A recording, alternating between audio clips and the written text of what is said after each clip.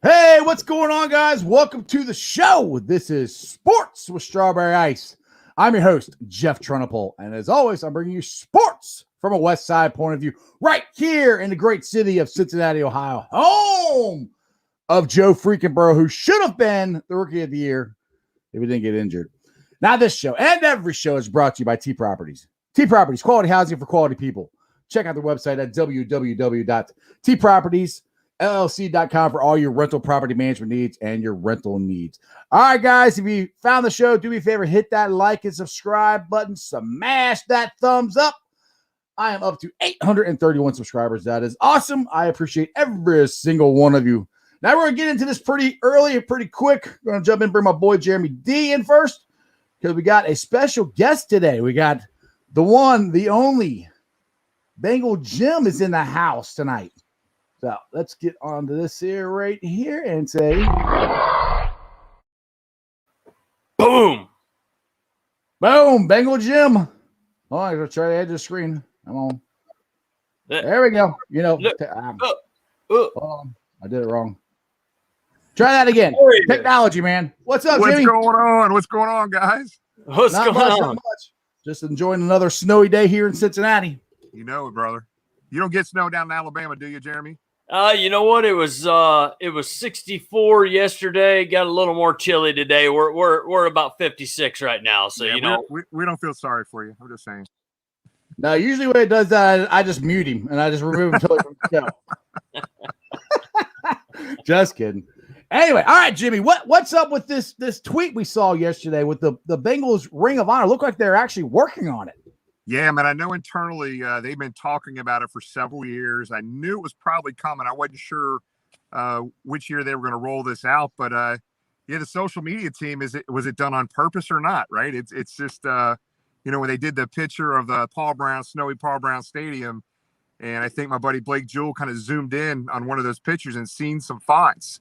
So the Bengals were actually kind of doing some testing of spacing and fonts and stuff like that all around the stadium. So I think you could see Munoz, Crumry, Anderson were in there.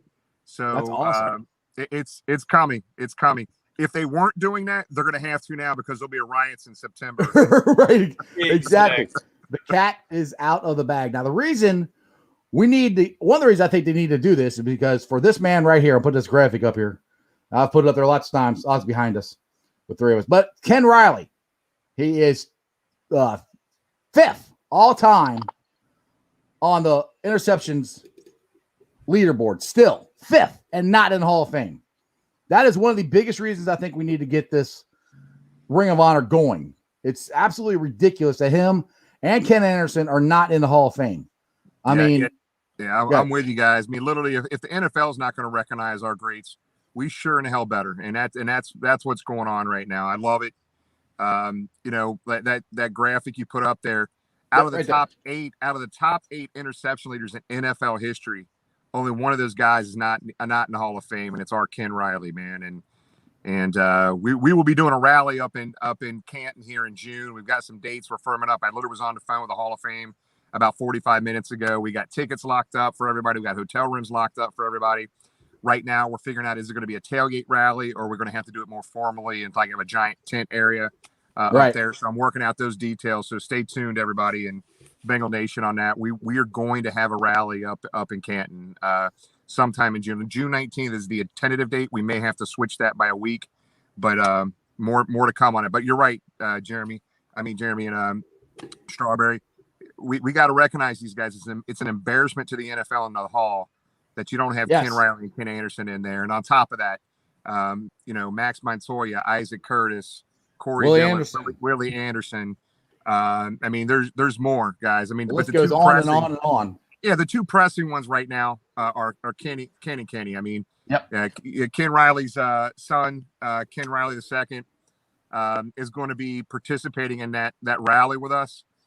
He initially wanted to be present, but then him and his family said basically they never wanted to enter that Hall of Fame until Ken was going to be inducted into the Hall of Fame. So one way or the other, if they're not going to physically be there with us, we'll have them on a live feed up there with us that day as well. So we're with you guys, man. We got to stick together as Bengal Nation right now to bring this home for these guys. Exactly. And like I said, and when you confirm the dates and everything, let me know. I would definitely broadcast it and put it out on my show because, like you said, if the NFL is not going to recognize them, we have to do it. We got to bang the drum, like you said, especially for Ken Riley and Ken Anderson. I mean, Ken Anderson, how many passing titles did he have in the 70s? 4?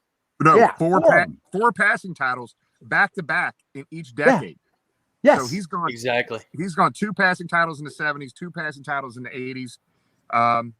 Guys, I don't know if that I'm sure it's been done before. I can't name off the top of my head.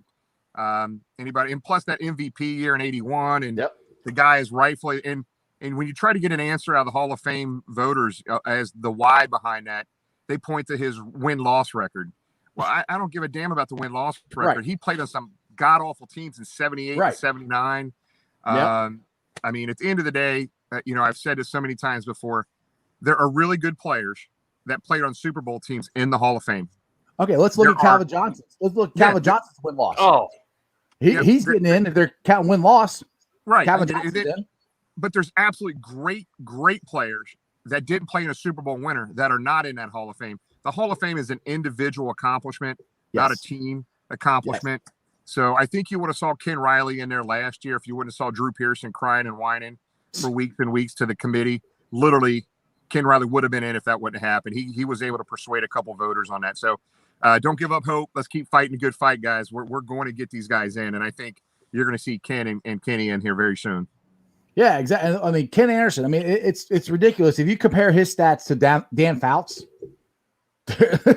Dan Fouts is in. Dan Fouts did not even go to a Super Bowl. Ken Anderson beat him twice in 1981, and won them to go to the Super Bowl. No, we didn't win, but there's no reason that if Ken Anderson was playing in this day and age, holy crap, he would be killing it, man, with the way they could throw the ball around now. Yeah, it's crazy too. And to flip that a little bit on Ken Riley. In the 70s, they averaged about 18 passes a game. Right. And Ken Riley had 65 interceptions. Can you imagine what Ken Riley would have done in today's NFL when they're throwing the ball 40 times? Yeah. It's absolutely ridiculous. I mean, my family or my wife's family, they're all from Florida and they're Buccaneers fans, so they're ecstatic as hell that the Buccaneers won. The Buccaneers have players. I know they won 2 Super Bowls, but they have players from when they were the Yuccaneers in the Pro Football Hall of Fame, and we can't get one. We only got one. I'm like, come on now. I don't get it. I don't get it at all. It's a complete bias and just it's irritating. It's the whole.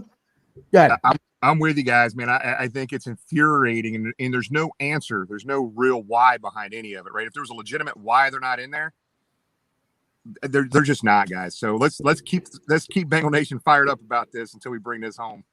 Exactly. Now, go ahead, Jeremy. I was just saying we got to because I've never even looked at it the same way that you did, Bengal Jim. When you talk about Ken Riley back in the day, we're talking about 18 passes a game. You come in today, some of these guys are throwing 30, 40 times almost every game. So you can only imagine what the guy would have done now, what he did back then. That makes it that more impressive. And to leave somebody like that out is just well, I'm going to play it nice here. It's a shame. Let's just put it that way. It's a shame. It really is. And one thing to be clear with everybody, when we do the rally up in Canton, it's happening, guys. And I'm hoping within the next couple of days, I'll have everything out to everybody. They can lock up their tickets and hotel rooms and stuff like that. We got discounts on all of it. It is a rally. We're going to have fun. We're going to celebrate and have media up there. Looks like we've got several Bengal players coming up, a lot of media coming up. That is a celebration of our greats that have been forgotten. And when we're done with our rally, we're going to go to a tour of the Hall of Fame. We're probably going to go over to Massillon High School to check out Massillon High School's football field, the statue of Paul Brown, head back to the hotel, Fathead Brewery, drinks and food that night. We're going to have a great day. It's going to be a fun time up there. Sounds like fun to me, man. I am there. Now they want to bring up, I know you guys on your show, you had one of the best shows ever, was the 81 reunion show. That was awesome. And then on top of that, you guys donated a pretty good sized check to the Anthony Munoz Foundation. Yeah, man. I tell you what, man, this thing is kind of taken to the show. We're just doing what you guys are doing, just having fun, man, you know? And we started that show in the draft last year because we were heading to Vegas for the draft, and I think got canceled because of the COVID. So we decided, let's just do some virtual show. We had no idea what the hell we were doing. And, we've had on 33 Bengal players, former or current, I think 2 or 3 current, a lot of local media.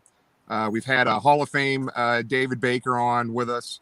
But that last show, to have 7 guys on from that Super Bowl 16 was outstanding. And what we did that week was basically we're real big into fundraising for local charities. We just did Super Bowl square, guys. We just sold 100 squares at $20 a pop, and we gave away 4 great prizes for each one of those quarters.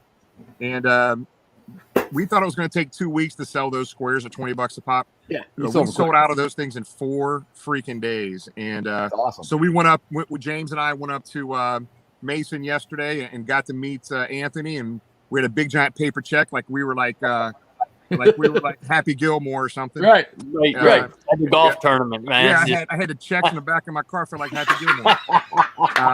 But we dropped off a real check. Awesome. We dropped off a real check to Anthony, and we sat in there for a good hour just talking football with Anthony, and we had a good time. So that was $2,000 to the Anthony Munoz Foundation. He's got a golf outing coming up in June.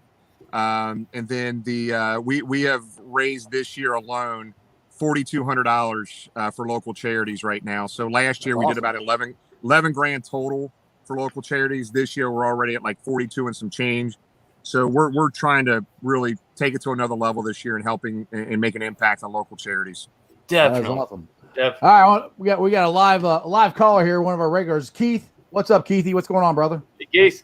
Hey guys, just tuned in.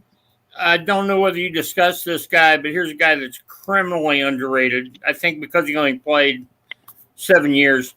Mike Reed. Yeah.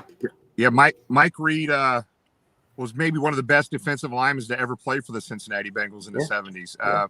And Mike Reed went on to win a Grammy. 2. Yeah, 2 Grammys. You're right.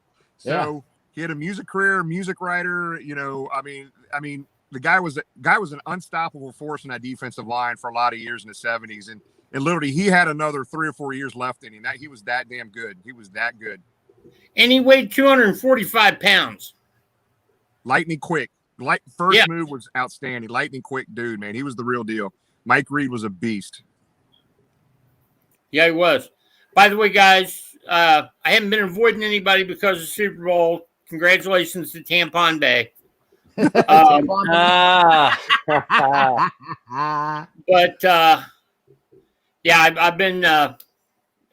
been working out at the time you guys are on, me and a buddy of mine, so that's why I haven't been on.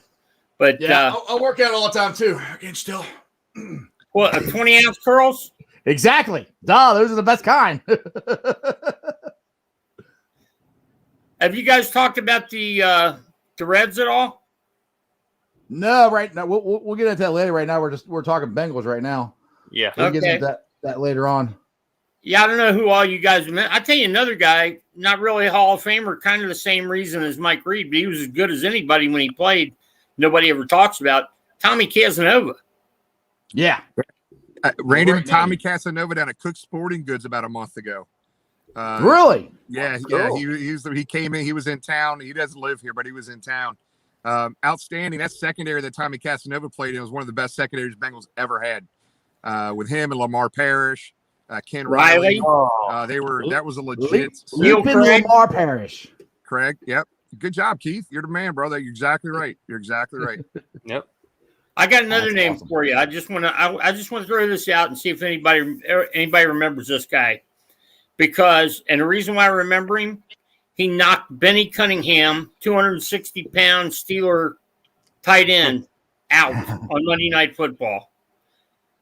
They were playing on Monday Night Football. I'll never forget this. This is back when Trumpy was playing.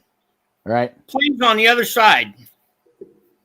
Atkinson, I think it was Atkinson of Pittsburgh, literally forearms Trumpy in the head. Other side of the play, puts him out with a concussion. No flag. Pittsburgh gets the ball back. On that series, Cunningham goes over the middle. 160-pound Melvin Morgan knocks him out. Typical Bengals officiating. 15 yards. You're out of the game. 2-week suspension without pay. That there's a history with that, Keith. You know that. Oh yeah. Well, It what goes what back is to it? the Enlighten 70s. me. It goes back to the 70s. That's for sure. Well, 70s football, the stuff they used to do back then, they'd be arrested now. Yeah. Oh, without doubt. You wouldn't make it through. Wouldn't make it through the first quarter with your complete team. No. Well, I remember just on your last show you had, Jim, that Ken Anderson was talking about the Freezer Bowl, where he got, I guess he said he sit on the bench and he got up and his feet got stuck or whatever, and he fell face first into the ground. He started seeing stars. He goes, shoot, if I did that now, I'd be in concussion protocol and I wouldn't be able to play the second half. Exactly. Yeah. That was a great story. And I had not heard that story. I've heard a lot of Ken Anderson stories, but that was a new one he shared with everybody that night. Yeah. And the thing is, the one big get you got was Chris Collinsworth. I mean, Yeah. that man's busy. And that's another thing. You could also, I'm not saying his career wise, like his football career wise was Hall of Fame, but his whole career from playing football to his TV to everything he's done with Pro Football Focus and different stuff like that, the whole career itself could almost be a Hall of Fame, Yeah, I tell you, I know a lot of Bengal fans have a problem with Chris because Chris is trying to be an objective announcer on TV, and anything he says positive about the damn Pittsburgh Steelers is taken and run with it. Right. Chris does an outstanding job. And I'll tell you what, it was really fun to see him on the show last week because that was a side of Chris you don't get to see very much because he was kind of egging on some of his teammates. Mm-hmm. He was pushing them a little bit, and it was fun to see him outside that. Him and Pete Johnson were going back and forth. It was awesome. It was fun seeing him outside that TV, life and seeing him have some fun with his former teammates. I agree with you, man. That was fun. Exactly. All right, Keith, anything else, brother? Yeah, I got another Bengal. I don't know whether you guys discussed this guy or not, but I probably said it on here before. It is criminal that Lynn Swann is in the Hall of Fame for three catches he made in 2 Super Bowls, and Isaac Curtis is not. It's ridiculous. Yeah, my opinion on that, Keith, I'm with you, brother. So you got both Kens, 1A and 1B should be in there right now, yesterday. Mm-hmm. Mm-hmm. You got Willie Anderson, you got Ike, you got Isaac Curtis that should absolutely be in there. Those 4 right there just drive me nuts. Max Montoya and, these guys. So we're going to keep fighting a good fight, Keith. We're not going to quit. That's for sure. I mean, the silly thing is, hey, I got one more name for you. Everybody forgets about this guy, and I thought he was one of the best players at his position in the league when he was here. The original Bengal, Bob Johnson. Bob still lives in Cincinnati. He lives real close to Trumpy, by the way. I think he lives on the same street as Bob Trumpy. Really? Yep. I met him once. Really nice guy. Yep. I have not met him. I just only seen him and talked to him, but he's the original Bengal, the only number that's retired in Bengal history right there, Keith. Yep. He told a great story at a Fellowship of Christian Athletes when I was real tiny. And he told a story about, I think he weighed like 215 when he came in the league. And that was back when he had the college all-star game. And he was facing Ray Nitschke. And it was a great story. Nitschke basically knocked him on his ass the first play and then laughed at him. That's great. But anyway, I'll get out of here, guys. Keep up the good work, Jim. Nice meeting you, Keith. Thanks, buddy. Hooday, bud. Bye-bye. Thank you, Keith. That was a surprise, brother. I've seen him on there before. I didn't know he was coming on. That's awesome. You never know what's going to happen on the show, man. Hey, always keep you on your toes on the show here. That's exactly. I'm surprised he didn't bring up like Greg Cook or somebody like that who got injured so early they could have had a great career. It's funny. I mean, there's been a lot of stuff on social media, obviously, about players they think that should be in the Ring of Honor, right? And there's a lot of names being thrown out. Slim, all these, a lot of these guys like Icky Woods, and like these were great players, guys. These are great players. I don't think they're Ring of Honor worthy. Right. Icky Woods didn't play very long. He had an outstanding big impact for that year, and he got hurt in '89 against the Steelers. I mean, there's going to be whatever the Bengals do here. I'm very intrigued to see how many they put on, how they do it, the process. Is it going to be exactly. That's what I'm wondering. There was a great post. Who was it today? I can't remember, and I'm not taking credit for this. Somebody on Twitter posted that when they do this induction into the Ring of Honor, that they do bright Bengal orange jackets with a Bengal, like the Hall of Fame jackets, but the orange Bengal jacket with some sort of Bengal tiger, the old logo or something. That would be sweet. Right. Yeah. I mean, that's a page out of the Reds. I mean, that's what the Reds do. And they get, the Reds get inducted into the Reds Hall of Fame. They get a bright red coat, and that would be perfect to do that. Now, you know who the number one guy is going to be? He should be Paul Brown. He's got to be the first. That's mine. That's mine. And just because he's already in the Hall of Fame, to me, the next one's got to be Munoz, the greatest left tackle ever. Those are 1, 2, and then Ken Riley, Ken Anderson. Exactly. Those first four should be no brainers. It's funny. It's funny, guys. You hear, the fan base at times doesn't think the organization's listening. I will tell you for a fact that the organization has always listened to its fan base. Always. Now, whether they've taken action on some of these things or not is a different story. But you are seeing a lot of changes here, guys. You got new uniforms. We got rid of Marvin. We drafted Joe Burrow. There's new ownership in town, guys. I know it's still the Brown family, but Keithy and Troy, God bless Mike, a great man, wants to win as much as we do. I know people don't believe that, but he absolutely does. But, the front office has got their stuff together, guys, and they're putting a lot of good things in place. And this is just the beginning. I'm just telling you, over the next few years, we're going to see some really cool stuff, man. Stuff that might be overdue, but at the end of the day, I'm not going to focus on what should have been. Whatever's happening now, moving forward. Let's stay positive. One thing I got to say, Jim, you said his name wrong. It's Joe freaking Burrow. That's right, brother. I should have known that. Well, you know what, Jim, I completely agree, man. I take heat on here just about every day because I met Mike Brown when I was like 12 years old, and I just knew he wanted to win. This was back when Pickens and Darnay Scott, Jeff Blake era, and I got to meet him, and you could tell the drive was there, and he's taken hell for years and years, and he doesn't want to win. He's cheap. But at the end of the day, and I wanted to kind of get your take on this too before you have to roll out of here. I know you got stuff going on, man, but we've only got so many years left here in Cincinnati before we've got to figure out what we're going to do with the stadium. Well, how do you see the team going forward from here on out? I mean, I can't see Mike Brown saying, yeah, we're just going to be a loser. We're not going to spend any money. And then whatever happens, and we'll just, Cincinnati's the Bengals aren't Cincinnati anymore. Well, I can tell you again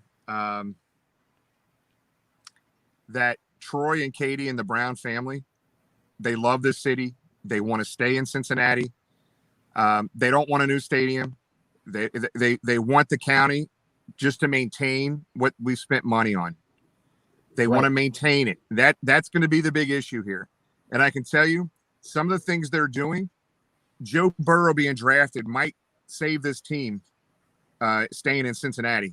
Joe Burrow's mentality. Oh, yeah. I'm telling you for a fact, they want to stay in Cincinnati.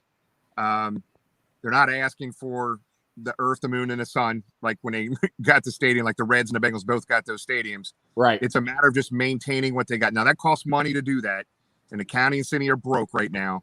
But we got some time to figure this out. We got to have some success.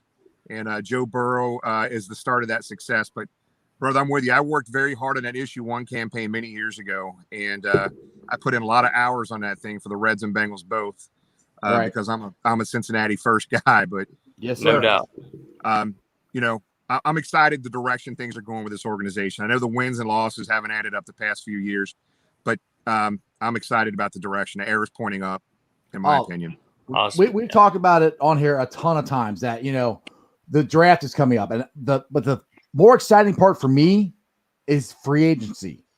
If they can get a guard and a tackle, you fix that offensive line, dude. Joe Burrow, excuse me, I messed up my own word. Joe freaking Burrow. I'm bringing you down. Yeah, I know. Joe freaking Burrow is going to lead us to the promised land, because you can see, you and me have had this conversation before, Jim. They have the shiny toy. They got Joe freaking Burrow. They got the secondary. I mean, it's not great. Linebackers, they're not great. They're good. They need to fix that defensive line and the offensive line. You fix that, we're gonna make some noise next year. We're gonna make some serious noise. They will be addressing that offensive line. You'll see. Oh yeah, yeah, exactly. And another thing is, I want to get it out there quick before I let you go, because I know me and Jeremy take a lot of heat for this, because we are fans of CJ. Sama. And people say we need to replace him. I'm like, I think we're good at tight end. I mean, I wouldn't mind picking up one in the third or fourth round, as a backup, but they got Sample and CJ. They need a little depth there, but nobody to come in. They're not drafting, in my opinion. They're not drafting a tight end early in this draft. That's for sure. No, I don't think so. I think if they fix the offensive line through free agency, I think there's a chance we might get Jamar Chase. We'll see, brother. We will see. All right, Jimmy, I'm gonna let you go. I appreciate you jumping on. Who Dey, guys? Love you, man. Thanks again, man. Thanks for having me on, guys. That means a lot. I appreciate it. All right, brother. Who Dey? Thank you, Jim. Who Dey? Take it easy. Well, that was cool. Well, that was fun. I mean, you can't beat that, dude. You can't beat it. You can't beat somebody that got a little bit of inside knowledge, a little bit of this. He's doing some awesome things for the ring. He's doing, that's awesome. I mean, you don't get that just anywhere else. I can tell you that right now. Bengal Jim's got some knowledge, bro. Exactly. All right. I want to bring in Chris Bengal. What's up, Chris? What's going on, brother? Big Crusade. Boo, you did not put me on when he was on L, but I'm going to be very professional here, and there's going to be some good things. And then if you don't mind, when he was talking about having that big old rally in June, if you don't mind with COVID-19 going on, I like to say a prayer. Send a blessing up there for that. Full sauce. I just don't want to get emotional, but when I first back in, I don't know how much time I got, but I'm going to tell you how I become a Bengals fan. Okay. Back in 88, my mom's husband at the time, my sister's dad, I forgot what county it was, but he was a big Bengals fan. So we left, and Gary Heath, my sister's dad, we left Georgia. And we live in Ohio for 2 years, and then when they got into a divorce, we left and we came back to Georgia on a Greyhound bus. I had never stopped. My mom always loved the colors of the Bengals, and just watching a little bit of the old Bengals. When I came to Georgia, don't get me wrong, I went away from the Bengals from, I think, 1990 to maybe 97, because I got so, I guess, addicted to being a Falcons fan. But don't get me wrong, from my mom's side, I always, kept up with the Bengals. And then you have Michael Vick era downhill. But to be honest with you, it's about damn time. I know when I first met Jim, it was since the next day. I was impressed about how the stadium looked, how beautiful the city was. And I just want to apologize as I got on social media and bug Jim and bug everybody so much about getting off the AWS to do something to put some of the Bengals great into the Hall of Fame, because I knew right then and there the Hall of Fame people probably don't give a shit because they look at it and say, well, there's no marketing in Cincinnati. They haven't done anything. Well, Cleveland didn't do anything either. So I just want to apologize to Bengal Jim and say, I got in anybody's nerves. I just was probably one of the few people down here in the South that came up there during that little cold game, against Chicago Bears. I apologize that I got anybody's nerves, but I'm just happy. No, you're fine. You're fine, Chris. I honestly, I don't really think that. I'm not trying to cut you off, but people listening don't know what you're talking about. So I know. That's why I wish. That's why I just wish. No, I understand that. I understand that, and I don't care if they don't know it. But I just want to say this, and maybe Jim would come back and finish watching this, this, so he'd get the message. Because I was gonna, I was just gonna get the message to him. But right. I just want to say my thoughts and prayers for that June to get everybody. And I don't have no bail money, so please, y'all, please don't get in trouble like the people did in the Capitol, like y'all stole me in the Hall of Fame. So don't be doing that, because I don't got no bail money to bail everybody out. Right, but to be honest with you, Ken, it's sad that Ken Riley, number 5, look at what he did. Look what he did, and it's sad, and it's sad that nobody out here don't see the Bengals pass. And I just hope and pray that the players from the past finally get their dues before it's too late. And I want every Bengals player that's alive to get their dues before they pass away, and then they say, all of a sudden they get their dues. I want them to be in person and get their little Hall of Fame speech, and that'd be awesome.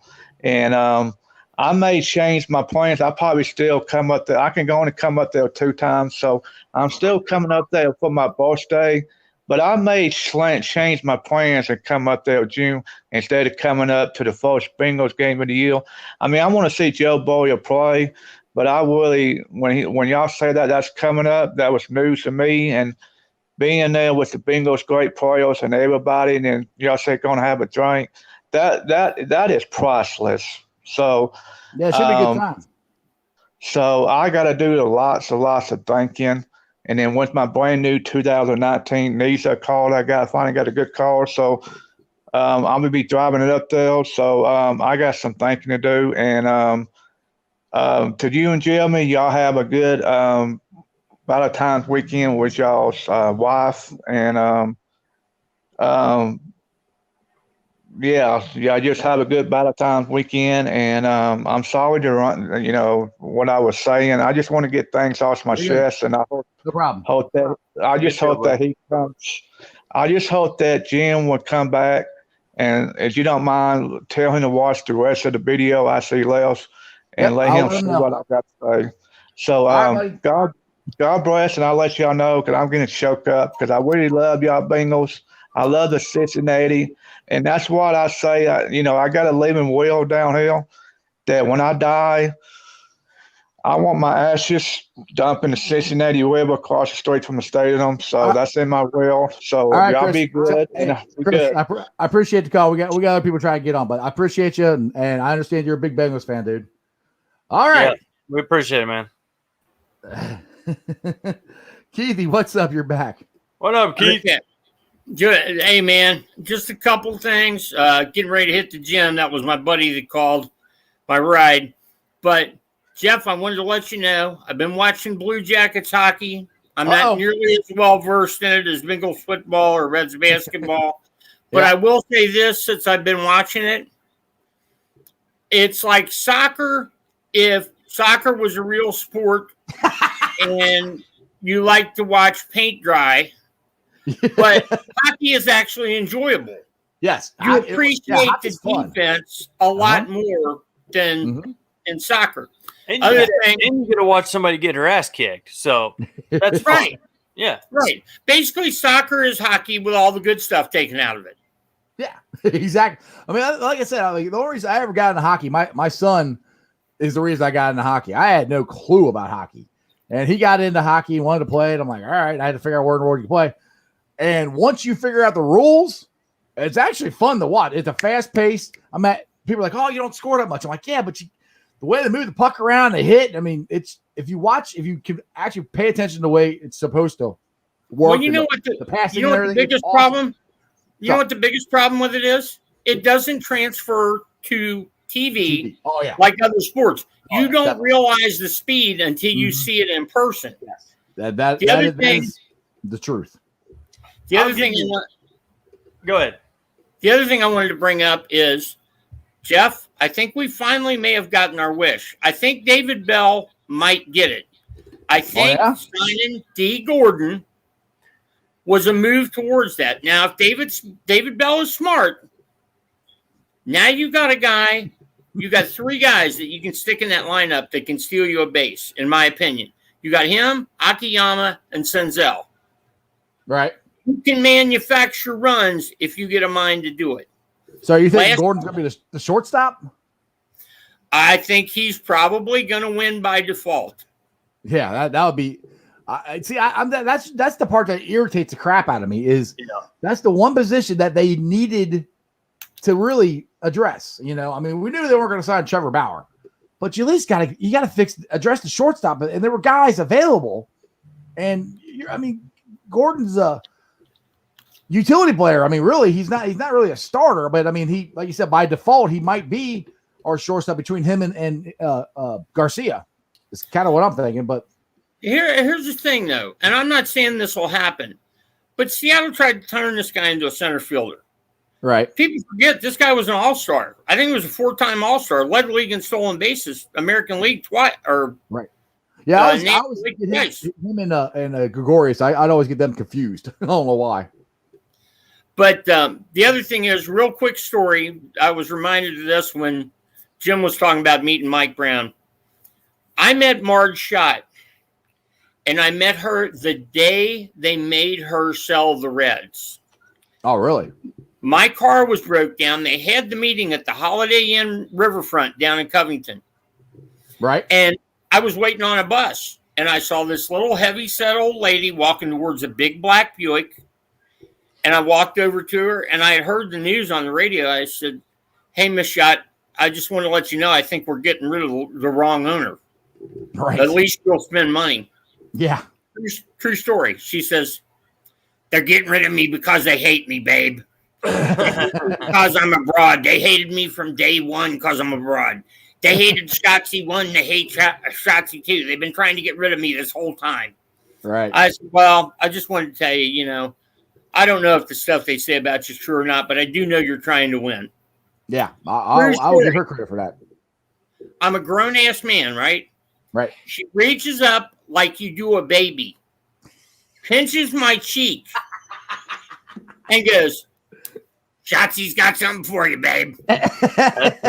Reaches in her coat pocket, pulls out 2 packages of Reds trading cards.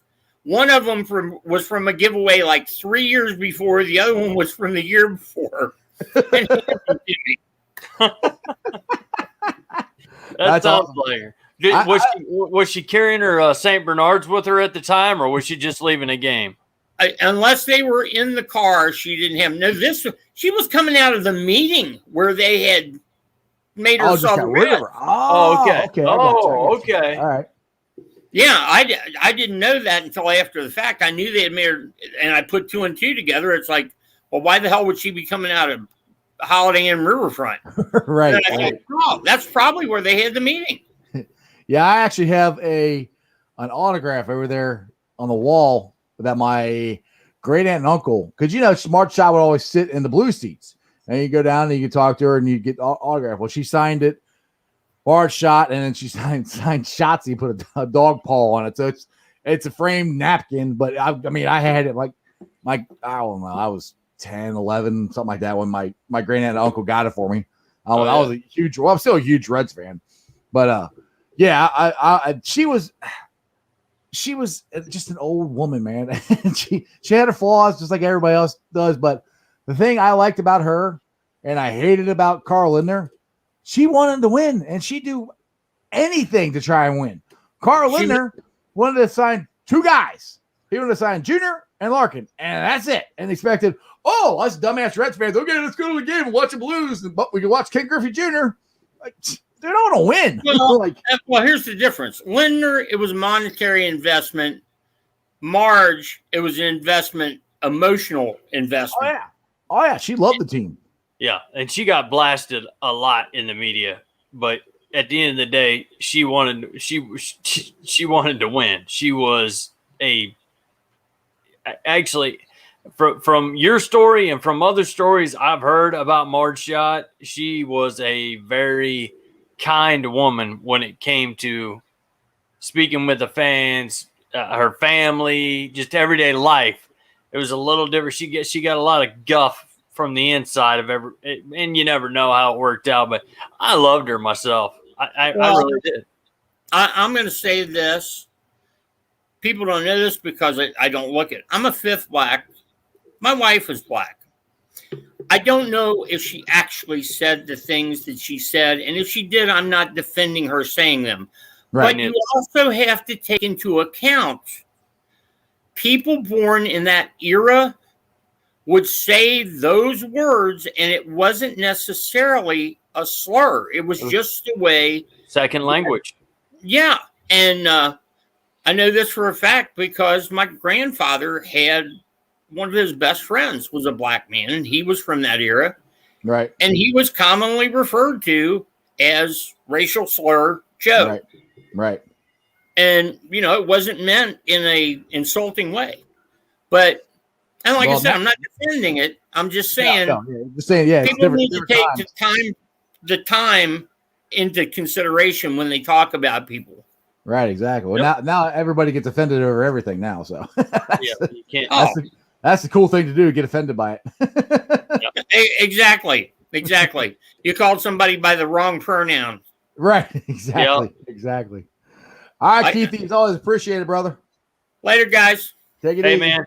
Thanks, Keith. All righty. Well, this has been an interesting show. Now, did you see that Jesse Bates, who we all think should have been actually? There's not should have. No, he should have been a Pro Bowl selection. No. Pro Football Focus has him ranked 90.0, top 25 or top 25 in the NFL this year. Didn't get on the Pro Bowl first team. Didn't get on the Pro Bowl second team. Didn't get mentioned at all. So again, it's the Bengals getting snubbed, which is bullcrap. It is. It isn't like you're talking about the top 25 safeties in the league. Players. You're talking about players. Tom Brady. Just anybody you want to talk about. Top 25 player doesn't get to the Pro Bowl, doesn't get an honorable mention. I think Pro Football Focus gave him some sort of who gives a rep. You know what? But that's about all he got. It just, that's what worries me, and that's what I was, kind of bringing up with Jim a little earlier, seeing his thoughts on it, because my gosh, these players are playing at top level, a lot of them. And then we went down, of course, all the Hall of Famers that should be in the Hall of Fame. But look at a guy like Jesse Bates. Say he has the rest of his career. Say he's got 8 years left. Right. Plays the same way. Mm-hmm. Top of the league just about every year. He ain't going to a Hall of Fame because he won't have went to a Pro Bowl. Pro Bowl. Right. He wouldn't have been an honorable mention. He wouldn't. Yeah. It's sick. It's disgusting, man. I don't know. I don't, dude, honestly, I have a hard time naming 3 better safeties than him, to be honest, that are better than him. There's some that they're on the same level. Yeah. But I mean, I'm not saying he's the best safety in the league, but he's definitely top 5 for sure. And I don't know. And he was honestly until Joe Burrow got hurt, Bates was the bright spot of the Bengals this year. I mean, I don't know if I posted it on Bengals Brigade, but they had I found it was also on Who Day Nation too. I actually took it from Who Day Nation and put it on Bengals Brigade. But they had the interview with him on Good Morning Football. And dude, he was repping the city. He was wearing a Cincinnati Reds hat. I don't know. I'm just like, that's awesome. That's cool. And just listen to him talk. And he grew up with a single mom household, and he's just very, very humble. And he wants to be the leader of the defense. You know, this is his 3 years already. This 2021 it'll be his 4th year in the league. Right. How he is ready to step up and be a voice and be the leader of the defense. And just that mindset is what you need to win championships. You need more guys like that. You know, you need guys like Joe Burrow on the offense, Jesse Bates on the defense, fix the rest of it, and let's go win a couple of Super Bowls. Yeah. You got Joe Burrow, you got Joe Mixon. He's one of the biggest Cincinnati fans. And you know, you've also got, I don't know if you saw the picture a guy took with Jesse Bates somewhere in Ohio, probably around a condo he has or something. Right. You know, taking the time out during a pandemic to take a picture with a guy. And I mean, it's a shame. It really is. But you know what cures all that is winning. If we start winning, Jesse Bates won't be one of the 5th best safeties in the league, top 25 player in the league with no Pro Bowl. If we won this year, got to the playoffs, he would have been in the Pro Bowl. Oh yeah. And we could probably talk about quite a few other players if they stay healthy this year. If we get to the playoffs, we're going to see a lot more Pro Bowlers in Cincinnati. And that's what I loved what Bengal Jim was saying. That's what I was asking about, you know, kind of as we get closer to 2025, what he's thinking, you know, what he sees. And for him to say, you know, to say something I already knew, I guess, but to reiterate it, that Mike Brown wants to win. He wants to win now. We are going to sign players in the offseason. We are going to draft the right guys, and we have got to win and want to win now. Yeah, that's a narrative that has to be put out there more. You know, that Mike Brown does want to win, and he doesn't want to move the team from Cincinnati. No, they love it here. They want to stay here. This is their home. Yeah, he wants to win. He wants to do this for us, and he does. Listen, he doesn't always do everything that we want, but who does? Nobody. Yeah. I mean, it is my show. I don't do everything that you think I should do on the show. you know? I mean, it's just the way it is. All the other teams, you know, and I know I take all kinds of crap. I'm a Mike Brown sympathizer and all this, but all I know is if I'm a businessman, and he is, because his daddy was a hell of a one and a football coach, and he's got kids now that were raised up in it. He doesn't want to be a loser and end up losing the team. That's not what he wants. And you can call me a sympathizer if you want, but he's changed his ways, and we're going to find out. And that's what drives me nuts. He already has. Yeah. Right. That's what drives me. People are like, and I'll post stuff on different Who Day Nation or Bengals Nation or Bengals Brigade or whatever. And oh, well, that's not going to happen. They're not going to, Mike Brown's not going to spend any money. I'm like, do you guys remember last year? They spent a lot of money. I guarantee you they're going to spend a lot of money this offseason. Yeah. I mean, it's going to happen because they know what they have in Joe Burrow, and they know what they want to do. They really do. And this up. Go ahead. Yeah, I just want to get this comment up here. Oh, yeah. Trevor, he's new. Welcome to the show. At least I don't remember you ever. I'm so tired of games are won in the trenches. Let's get that right, then get some toys. Well, then I don't think you've watched our show very much because games are won in the trenches, Trevor. They are. And we have toys. We have a really big one. His name's Joe Burrow. We got 2 other ones named T. Higgins and Tyler Boyd. We got another one named Joe Mixon. We got plenty of toys. We need offensive and defensive linemen. Did you see the Super Bowl? Kansas City's offensive line played terrible. That's the reason they lost. That is the biggest reason they lost, because the Buccaneers got pressure on them. So, yes, it always, I'm back. I'm back saying defense wins championships. I think the Buccaneers just proved it again. Defense wins championship. Games are won in the trenches. Yep. They are. You can be tired of hearing it all you want, but it's the truth, man. I mean, that's how you win football games. The essence of a football game. And this is Stink, who he's on. He was on ESPN. He's on Fox now, but anyway, he says you got to take a guy and make him move against his will. That's the essence of football, and that is what happens on every single snap in the trenches, the offensive and defensive lines. That's where the game is won and lost. It's been like that since Paul Brown started it. It's like that now with Zach Taylor as the coach. That hasn't changed. You can do all the different bubble screens and different wildcat formations and all this other stuff. If you don't win it in the trenches, you're not winning. You know what? And this is the way I look at it with the Kansas City Chiefs.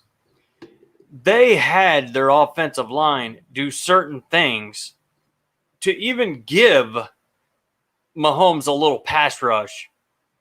And then they had the play worked out to, okay, this is what's going to happen. So Mahomes is going to roll out this way, and I want you wide receivers, as soon as he starts to move, you're looking back at him to cut this way, and there's always a receiver open when he's out.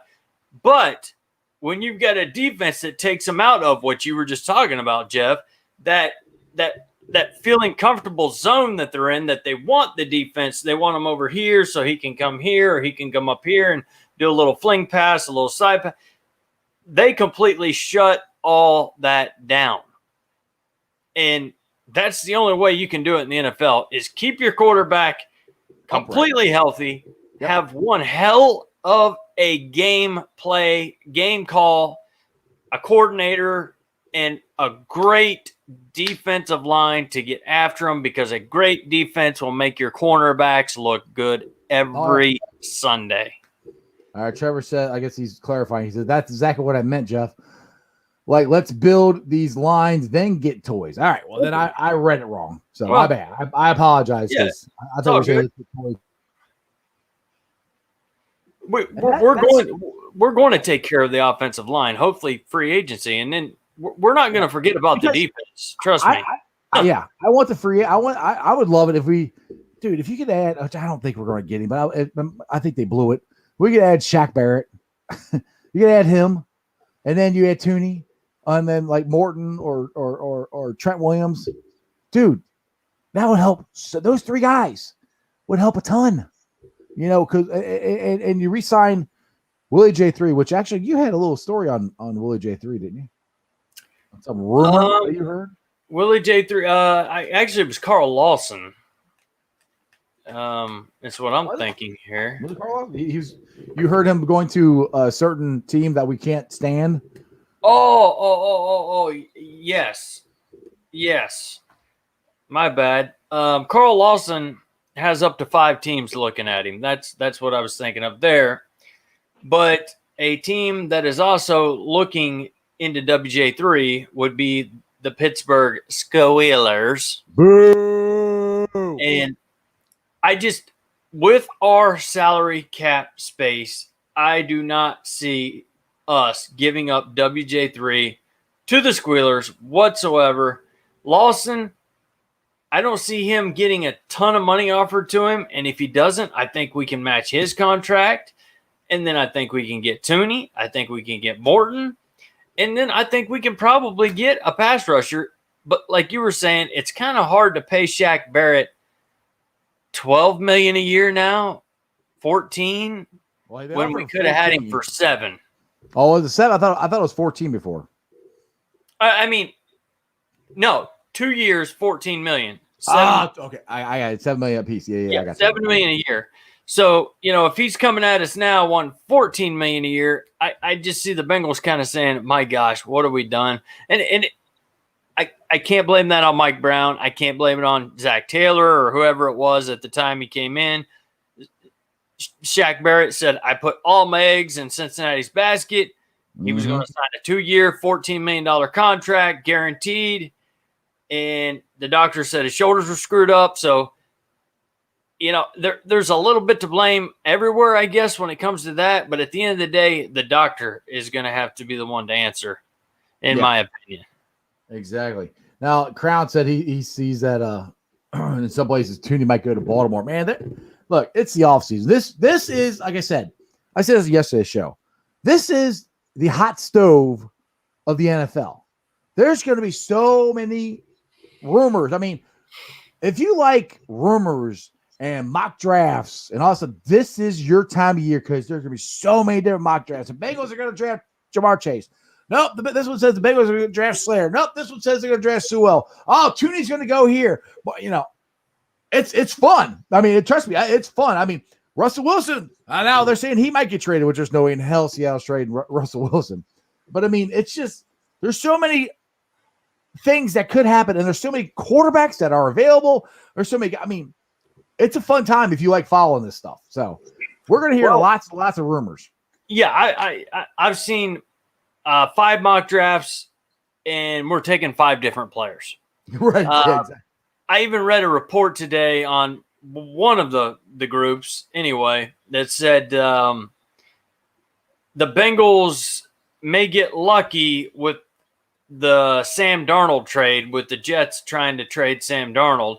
And a guy posted, "We don't want Sam Darnold. We don't need him as a backup. He's going to cost way too much." And that is not what the post was about. I posted that and somebody said that. I'm like, okay, there what the story is about. Okay, yeah, exactly. They didn't understand it at all. So that's why you have to read the articles and not just the headline. There you go. Because he was completely confused there, and it's not got anything to do with Sam Darnold coming. It's got them going to need a quarterback, which is going to leave us either Chase or Sewell or Slater, whatever. So I mean, the thing, I got a question. Let's just put this scenario there. I think there's a very good chance there could be 4 quarterbacks taken. I mean, all 4 teams could take a quarterback. Depending on who trades in, who trades out, stuff like that. There's a very good chance that could happen. So let's just say the 4 teams in front of us all take quarterbacks. You got Sewell there, you got Slater there, and you got Chase there. Who are you taking? And Devontae Smith even. And Devontae Smith. Yep. And Pitts. All the guys that everybody, all of them are sitting there. Who are you taking? I'm moving back. If I can go back 2 or 3 spots, and then I'm going to take the best available, whether it be offensive lineman or wide receiver. That's where I am. And get an extra 3rd, 4th round pick. 4th round probably. But what about you? That's not a bad idea. I mean, I always, like I said, to me, I always preface it because it depends on what they do in free agency for me. But so what I hope they do is they sign a left tackle and a guard. And then, like you said, if all of them are sitting there, then if you drop back, say, somebody wants to go up and get Sewell or somebody, they want to get one of those guys, we could drop back, get another pick. I'm not saying a big drop, just drop to, 3, 6th maybe. or 7th. Yeah. Pick. Yeah. Those guys will still be there. Chase will be there. Smith will be there. So one of them will still be there, and you can get them. Plus, you're going to add a pick. That wouldn't be bad. But I would love. I mean, honestly, if we could get 2 first-round picks and we get Sewell and we get Chase, that would be awesome. I would love that. But that's a pipe dream. That is not going to happen.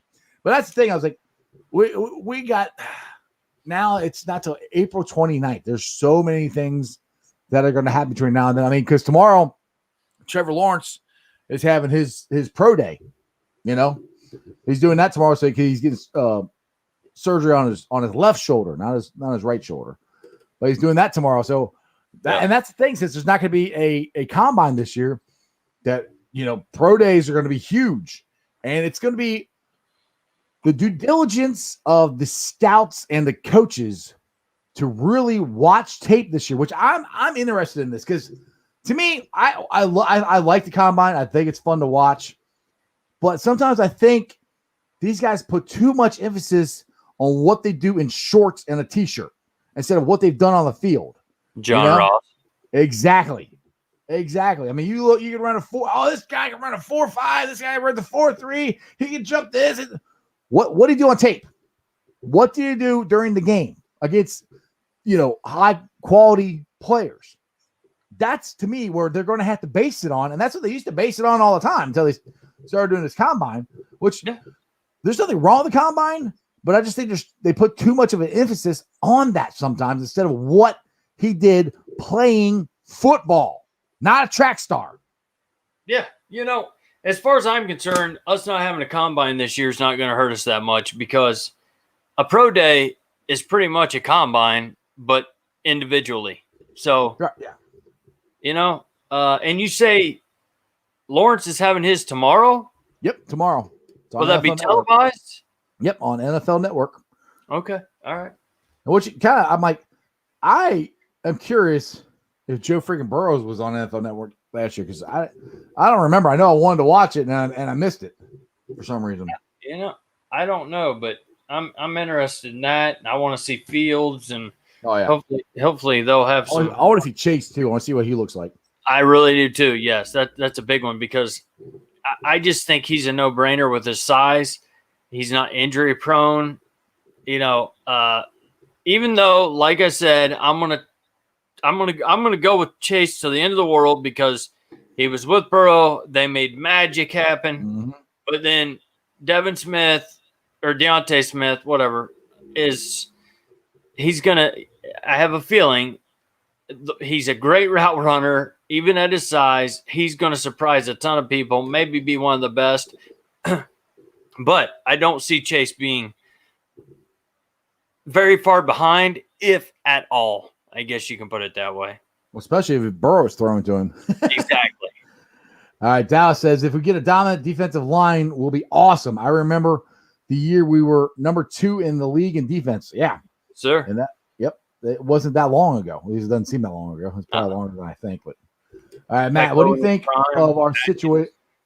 What do you think our situation is like at cornerback? Some people say we should pick someone up in the second round. Our cornerback situation, in my opinion, yes, you can always improve it, but there's more needs, bigger needs on the offensive and defensive line. Those are two biggest things. Because if you can fix the defensive line and you can consistently get pressure on that quarterback, it makes the cornerback's job a hell of a lot easier. Yeah. And if we sign everybody we've got right now, we're going to have WJ3. We're going to have Mackenzie Alexander, who played great. We're going to have Trey Waynes, who didn't play at all. Who didn't get to play at all, who's a shutdown first round, fifth round pick. And we're going to have Darius Phillips, who is, I tell you what, he's a ball hawk. He gets beat here or there, but as a backup, that kid's a ball hawk. So you're going to have him. LaShawn Sims is going bye-bye. We may bring in somebody free agency-wise, that kind of deal. Maybe take a cornerback in the 4th, 5th round, even something. But if we can get to that quarterback, our cornerbacks are just fine. That's the way Yeah, Gamer says the NFL Network this morning had issues with Zoom last year. That's why the interview with Joe Burrow wasn't on there. Well, tomorrow isn't an interview with Trevor Lawrence. They're actually putting his pro day on. Yeah, that's what's on the NFL Network. But yeah, I do. They said that when you talk about their gamer, they said that on their interview with Jesse Bates yesterday, and they gave Burrow props. They're like, he wasn't upset. He was nice, calm, and cool. And that's Joe Burrow, man. He's Joe Cool. I mean, he really is. And I'm like, I cannot wait. Football season's over. I'm ready for it to start. I'm hoping this pandemic, they get it under control. We can have OTAs. We can have the regular draft. We can all go to the stadium. We can tailgate with Bengal Jim and go watch the Bengals go to the Super Bowl in 2021, baby.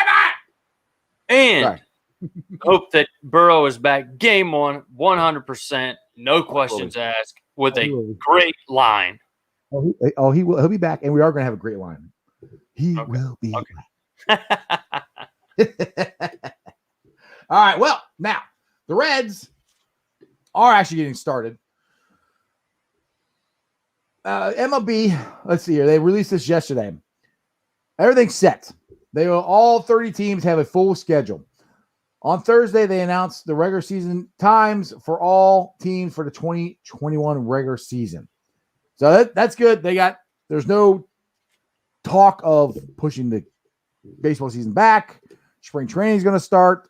I don't know if they're going to have fans or what's going on. I'm hoping to open this stuff up and let us go watch a baseball game. I mean, I'm all fired up about football, but the thing is, this year with the Reds is like I want to be fired up, but it's really hard because just the disappointment of last year and the disappointment that they really haven't done anything. I mean, they signed Doolittle, who hopefully he does a lot. Not a little.